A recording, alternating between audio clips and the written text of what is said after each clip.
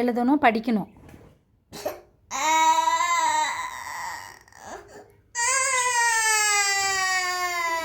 கண்ணீர் பாருடி தார தாரையாக ஓடுது. இரு, இப்போ உங்கள் மேமுக்கு தான் இப்போ வீடியோ எடுத்து அனுப்புகிறேன்.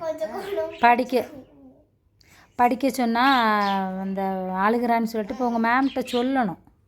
நீங்கள் படிக்க வச்சு கரையாற்றுறதுக்குள்ளே நான் ஒரு வழி ஆயிடுவோம் போலடா. இங்கே பாரு, நேற்று இதே மாதிரி தான் நான் படிக்கவான்னு கூப்பிட்டதுக்கு நீ வராமல் ஆடிட்டு காலமே எனக்கு ஏக்கு அடுத்து இதை தெரியல, ஹெச்சுக்கு அடுத்து அதை தெரியலன்னு ஒரே ஆர்ப்பாட்டம் அழுதுட்டு கிடந்த காலமை ஊழ விழிச்சிட்டு. இப்போ என்ன பண்ண போகிற? படிக்க போறியா இல்லையா? படிக்க மாட்டியா? ஏன் படி செல்லும்? படித்தாதான் நீ பெரிய ஆளாகி நல்லா சம்பாரித்து காரு பைக்கெல்லாம் வாங்கி தர முடியும். அம்மாவுக்கு வாங்கி தரவியா மாட்டியா காரு பைக்கெல்லாம்? அன்னையும் சொன்னேன் வீடு வாங்கி தரேன்னு சொன்னேன். இப்படியே நீ படிக்காமல் கிடந்தேன்னு எப்படி சொந்த வீடு நீ வாங்கி தரேன்னு என்கிட்ட சொன்னேன் அன்னைக்கு. இப்போ வாக்குறுதியெல்லாம் மறந்து போச்சா?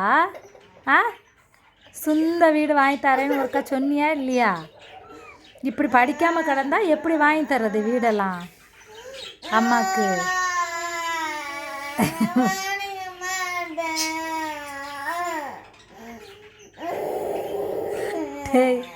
ஸ்கூலுக்கு போகிறதுக்கு ஒரு அலப்பறைனா படிக்கிறதுக்கு அடுத்த அலப்பறை.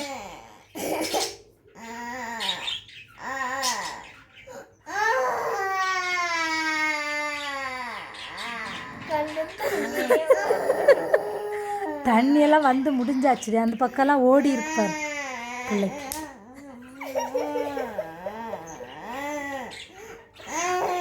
புழிஞ்சு எடுக்கிறான்.